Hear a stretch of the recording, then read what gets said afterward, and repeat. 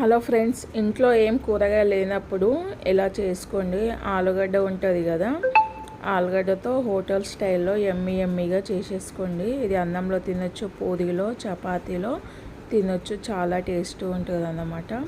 పొయ్యి మీద కడాయి పెట్టేసుకున్నాను. కడాయి పెట్టేసుకొని ఒక స్పూను ఆయిల్ వేసుకున్నాను. ఇప్పుడు ఆయిల్ అనేది వేడి కానిద్దాము. ఇప్పుడు మనము ఆలుగడ్డను ఉడకబెట్టి పెట్టేసుకున్నాను. చిన్నగా ఒక ఆనియన్ కట్ చేసుకున్నాను. ఒక 2 టమాటాస్, కొత్తిమీర, పుదీనా కట్ చేసి పెట్టేసుకున్నాను. జీలకర్ర అనేది వేగిపోయింది. అయితే నేను పోపులో ఏం చేస్తున్నా అంటే అల్లం వెల్లుల్లి పేస్ట్ వేస్తున్నాను. ఆ ఫ్లేవర్తో మనకు ఆలు కుర్మా అనేది చాలా టేస్ట్గా ఉంటుంది అన్నమాట. అప్పుడే దంచేసుకున్నాను. అప్పుడే కచ్చపక్క దంచేసుకొని అల్లం వెల్లుల్లి పేస్ట్ ఇలా పోపులో వేసుకోవాలి. చాలా బాగుంటుంది. మీరు కూడా ట్రై చేయండి, ఎంతో టేస్ట్గా ఉంటుంది. ట్రై చేసి కర్రీ ఎలా వచ్చిందన్న కామెంట్ చేయడం మాత్రం మర్చిపోకండి.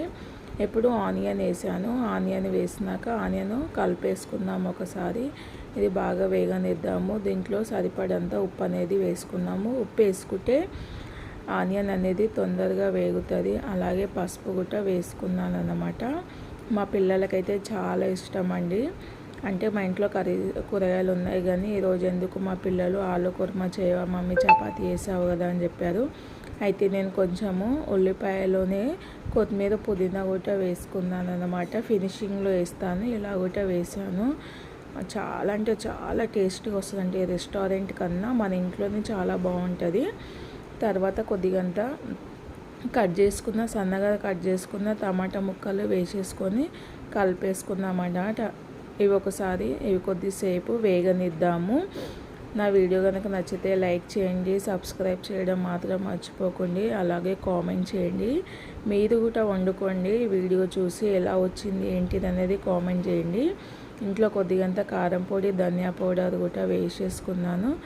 వేసుకున్న ఒకసారి కలిపేసుకుందాం అన్నమాట. నాకు సపోర్ట్ చేయడం మాత్రం మర్చిపోకండి. మీరు ఎంత సపోర్ట్ చేస్తే అంత మంచి వీడియోస్ తీస్తూ ఉంటాను అన్నమాట.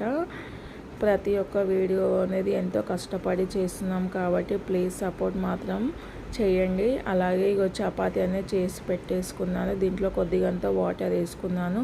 ఆ టమాటా ఉడకాలి కదా, వాటర్ వేసేసుకొని ఇలా ఉడకనిచ్చాను. కొంచెం టమాటా పచ్చిగా ఉంటుందేమో అనేసి స్మాష్ చేస్తున్నాను.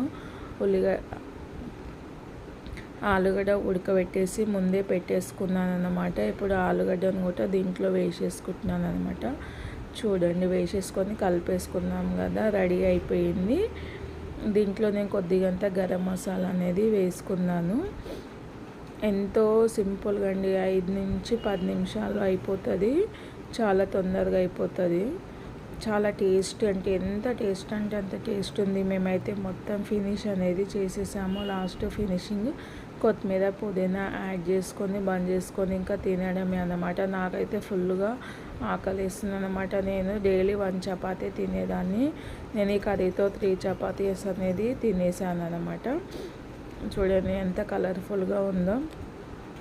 ఈరోజు ఎంబడినే మీరు కూడా ఆలుగడ్డ మీ ఇంట్లో ఉంటే ట్రై చేయండి. టేస్ట్ ఎలా వచ్చిందో నాకు కామెంట్ చేయడం మాత్రం మర్చిపోకండి. మీ పిల్లలు మాత్రం చాలా ఇష్టపడతారు. Subscribe my channel. ఇంకో కొత్త వీడియోతో మీ ముందుకు వచ్చేస్తాను.